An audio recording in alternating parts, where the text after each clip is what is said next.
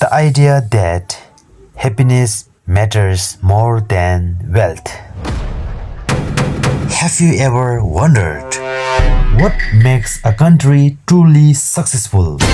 Is it money, tall building, or big industry?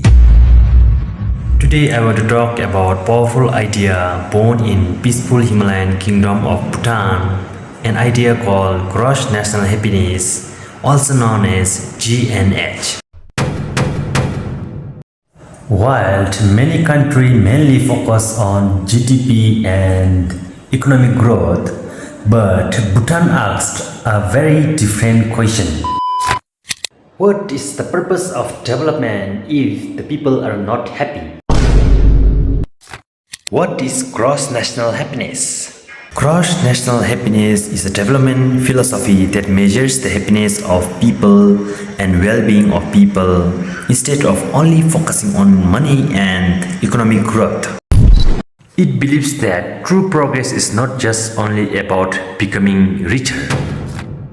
True progress means people are mentally and physically healthy and nature is protected, communities stay connected, culture is preserved, and citizens live with meaningful life. GNH teaches us that happiness is not a luxury. It is the real purpose of life. Now I would like to introduce the founder of Gross National Happiness. Gross National Happiness was introduced by the 4th King of Bhutan in 1970. At that time, Bhutan is still developing and not economically powerful. But instead of copying other countries blindly, the king introduced a revolutionary vision. That single idea became one of the most powerful ideas in the modern development philosophy. Instead of asking how much money does the country make, but Bhutan asks how happy are the people. Now I want to talk about why was GNH created.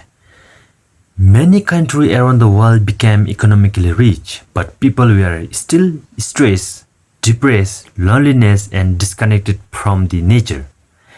And Bhutan wanted to avoid that mistake. The country understood very important thing. The economic growth without happiness can create stress, pollution, mental health problem, culture loss, environmental destruction, social inequality. So Bhutan created GNH to balance modern development with human happiness. The goal was simple. Development should serve people, not control them. Now let me talk about 4 pillars of GNH. GNH stands on 4 major pillars. These pillars are the foundation of Bhutan's development philosophy. Sustainable and equitable socio-economic development, environmental conservation, preservation and promotion of culture, good governance. Now I am going to talk about 4 pillars of GNH. So firstly, I want to talk about sustainable and equitable socio-economic development. This means the development must be improve the people's life very fairly. For example, not only rich people getting benefit, so everyone should have same and equal opportunity like education, healthcare, and basic need. So the development must be balanced and sustainable for future generation. Secondly, if I talked about environmental conservation, we the Bhutanese believes that nature is not only just a resources. Nature is a life. So that's why Bhutan protect its forest, river, mountain and wildlife. In fact, Bhutan is one of the very few carbon negative country in the world. So this is not only good for Bhutan. This is good for entire planet. Thirdly, I want to talk about preservation and promotion of culture. Bhutan strongly protects its tradition, language, dress, architecture and value. Modernization is important, but losing identity is dangerous. GNH teaches that culture gives people belonging, meaning and pride. So without culture, development becomes empty. Lastly, good governance. A country cannot achieve happiness without honest and responsible leadership. Good governance means fair law, transparency, justice, public trust. The government must support the well-being of citizens, not just economic target. Now I'm going to talk about 9 domains of GNH. This is to measure the happiness properly. That's why Bhutan create 9 domains of GNH. So these domains study the different part of human life. They are psychological well-being, health, education, time use, cultural diversity and resilience, good governance, community vitality, ecological diversity and resilience, living standard. This shows that happiness is not one simple thing. It comes from balance in many areas of life. A person may have money but no peace. Some may have success but no family time. GNH tries to create balance between all domains of life. Now let's compare between GNH and GDP. GDP or gross domestic product measures economic production and income. It focuses mainly on money, business growth, industrial growth, consumption. Yes, GDP is important, but GDP alone cannot measure happiness, mental health, family relationship, environmental health, and human values. For example, the country may become rich if we focus on GDP, but the pollution will increase, stress will be more, and people will feel unhappy.